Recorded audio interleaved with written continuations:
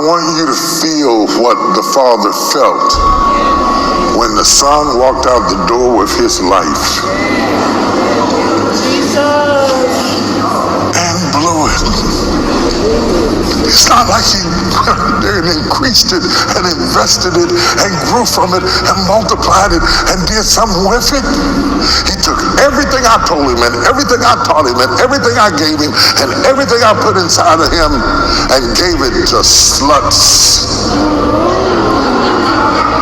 that never appear again in the text.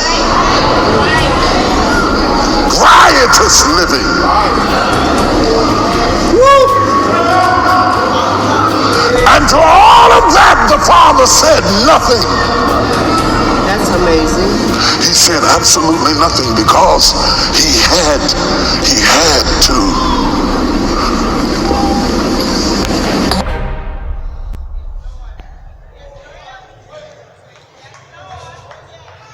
He had to wait. He had to wait when it looked like it wasn't going to pay off. I know that's right. He had to wait when it looked like he was a failure. He had to wait when it looked like it didn't work.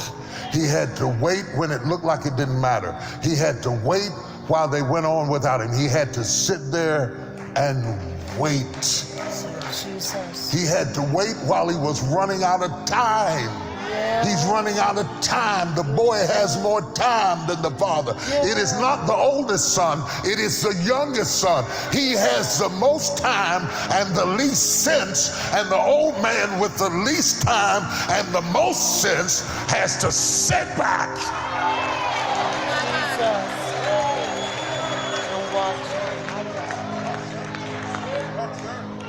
Help. And just wait.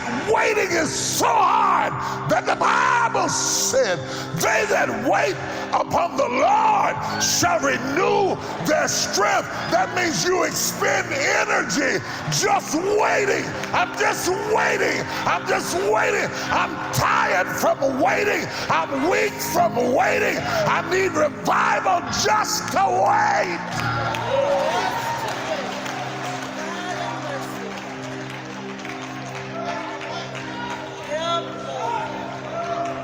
And so he waited. Yeah. Because good grits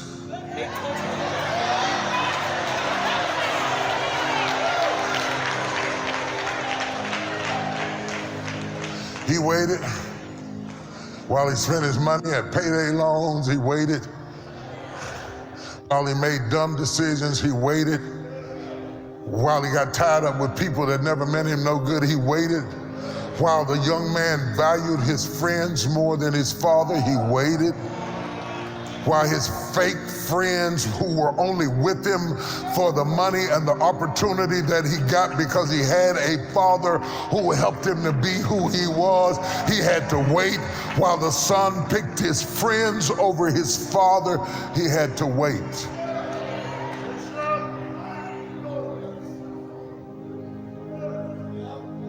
And he didn't say a word. Brothers,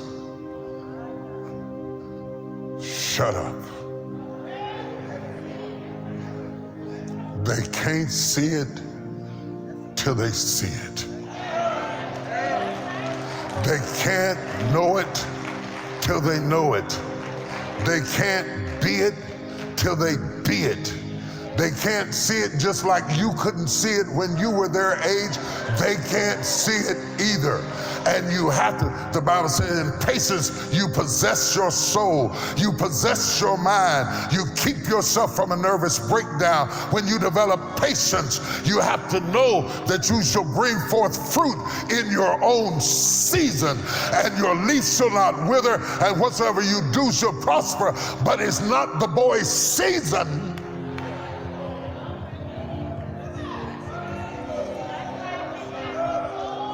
You gotta wait on that girl to grow up. Yes, she's gonna act a fool. Yes, she's gonna do stupid things. Yes, she might come home pregnant. Yes, she might get on drugs. Yes, your heart is broken. Yes, you feel like you're a disappointment. Yes, you feel like a failure. At your most vulnerable age, you feel like I failed. I put everything I had in you, and look at you, but you gotta wait.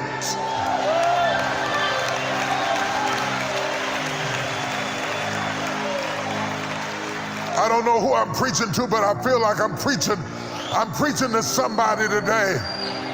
See, we have lost our ability to wait. If the marriage don't work out in the first 3 years, we're out of there.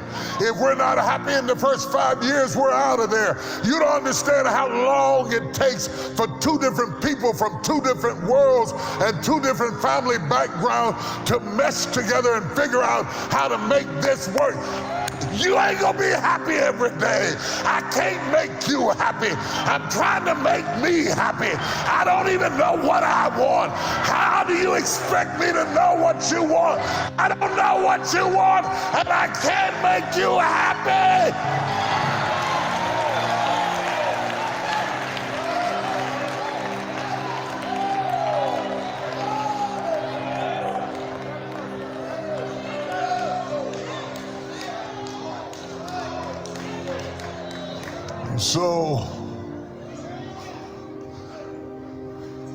So the old man waited.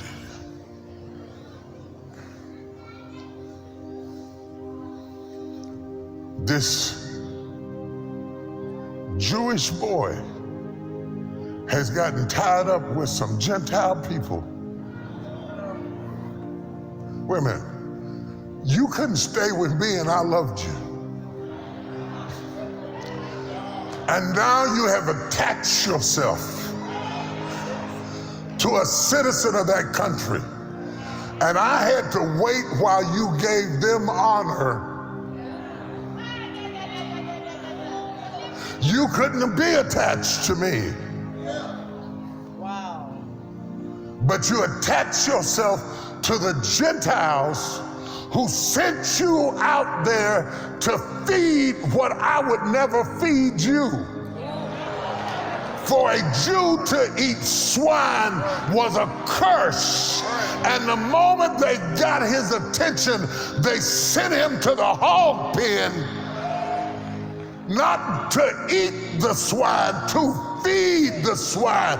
And the boy is so low in his vision and his self-esteem that now he's craving stuff that he's never been exposed to at home.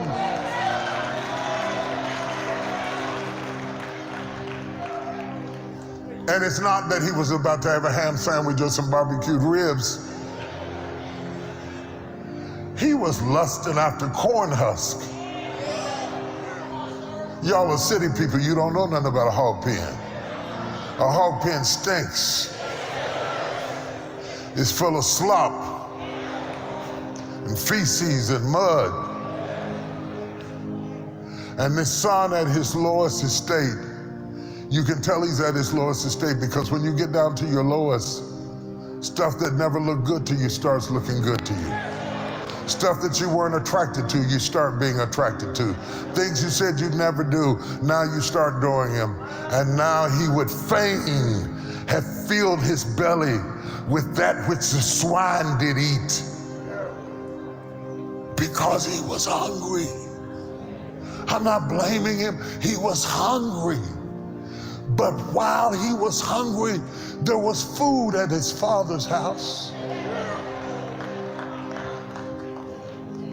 If a man gets hungry enough, you'll eat anything, you'll do anything. I understand that. I know what it is to be desperate. I want to talk to some desperate young men in this place right now. When you get desperate, stop telling people what you won't do. Stop telling people where you won't go. Stop telling people what you won't smoke. Stop telling people what you won't drink. Stop telling people who you won't sleep with. That's because you're not hungry. If you get hungry enough,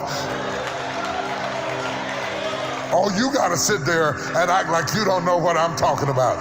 You got to sit there with your church face on and act like you haven't done anything that you thought you would never do.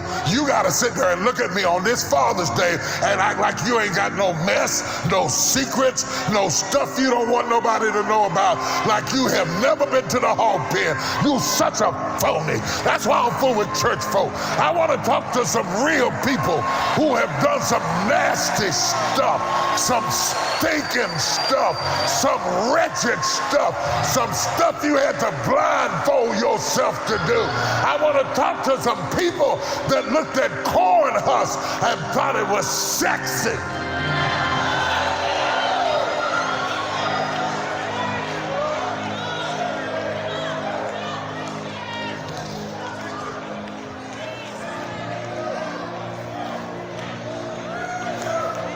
And all the while this boy has broken his own values and his own rules and his own integrity and everything I put in him and everything I put on him. And now he's down in the hog pen where my parenting is tested.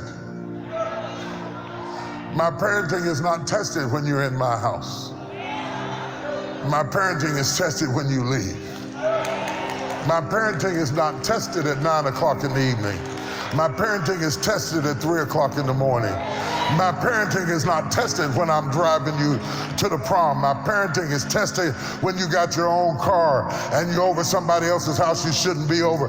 My parenting is tested when you fell in love with that married man. My parenting is tested when that boy got ready to kill you over a girl who was just using you for your money.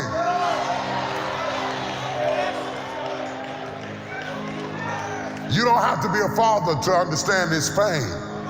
Because there's a whole lot of women in this room who have been raising children, and you know what it is to walk the floor at 3 o'clock in the morning and you can't fix it and you can't stop it, and they won't talk to you and they won't take your calls and they won't listen to you, and all you can do is wait. You tried fussing and it didn't work. You tried cussing and it didn't work. You tried praying and it didn't work. You spoke in tongues and it got worse. They went to jail, they got in trouble, and even on this day, some of you are hurting because the people you love are locked up.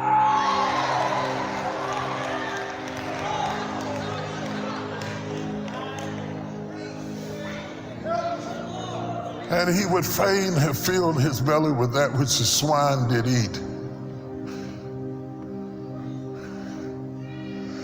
And all while he was about to eat slop,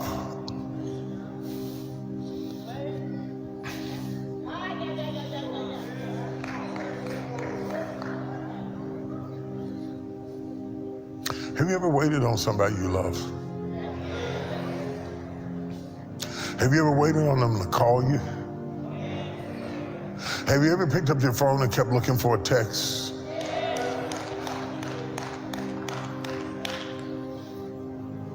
Have you ever waited on somebody to miss you?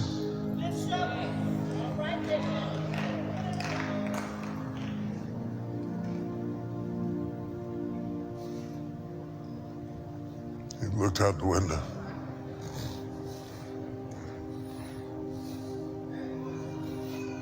He waited, not knowing if he would ever see him alive again, not knowing if the ambulance had just passed by was carrying my son, my child, my wife, my future, whatever it is you're waiting on. I'm wondering if it's going to get back. Is it ever going to get back? Is it ever gonna come home? It's not just waiting, it's worrying. It's worrying and waiting and worrying and waiting. See, the worry is the torment that the devil leaves with the waiter so that you can't get comfortable in the waiting. That's why you have to wait on the Lord and have your strength renewed so you can fight off the worry, all the images that come to your mind, all the coulda, woulda, shoulda, all the this might happen, that might happen, this might die, that might die, this might happen. And there he is where his father can't help him, where his father can't reach him, where his father can't touch him. And he's already spent everything that his father put in him, and now he's down to nothing. And that's when we find out what you're really made of, when you're down to nothing, when all hell has broken loose in your life and it looks like you'll never get back up again. That's when we find out, are you a man? I don't know you're a man while you got money. I know you're a man when you're broke. I know you're a man when you're backed in a corner and you're shoved to the wall. And if you don't fight your way out, you won't get out. That's when I find out what you're really made of.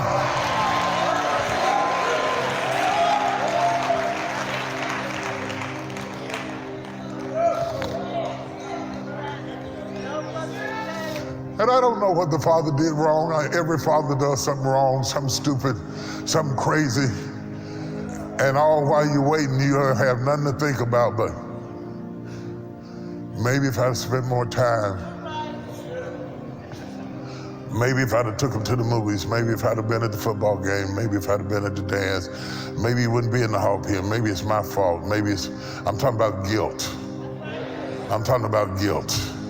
I'm talking to the men, but I'm really talking to everybody, because this is genderless. These feelings are genderless. They don't have nothing really to do with gender. I'm talking about guilt. Maybe I should have said something. Maybe if I'd have fixed a sandwich before they died. Maybe if I'd have went to the hospital that night. Maybe if I'd have went and got them out of jail. Maybe if I'd have drove down to the crack house. Maybe if I'd have fought a little harder. Maybe if I'd have argued one more time. Maybe if I'd have pleaded. Maybe if I'd have started crying. Maybe if I'd have sat down in the floor. Maybe. These are the thoughts of the waiter while you wait.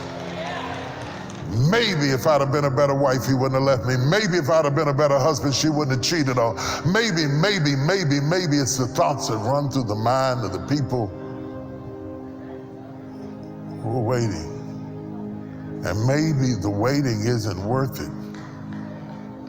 Maybe I'll never see him again.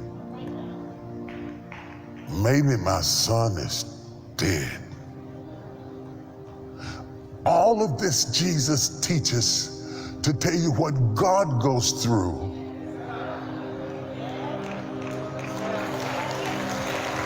See, you think I'm talking about Father's Day, but I'm not. All of this Jesus is teaching is to illustrate to you what God goes through with you, while you spend everything he gave you in riotous living and being irresponsible and going in your own way. What you don't realize is that God is waiting on you. He's looking at the watch. He's watching. I gave you a chance. I gave you another chance. I gave you another chance. I gave you another chance. I'm waiting on you. I'm waiting on you to come back home. I still love you. I still want you. I'll take you back, even though your friends have dropped you, your girlfriends have dropped you, the harlots have dropped you, the money is gone. I'll take you broke. I'll take you stinking. I'll take you dirty. I'll take you smelling like feces. I'll take you any kind of way I can get you back. I so love you that I'm willing to do whatever I gotta do to get you back. This is not just about the love of a father.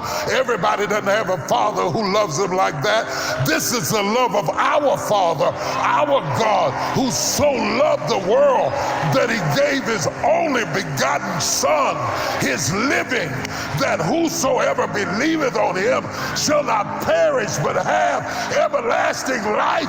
And you are making him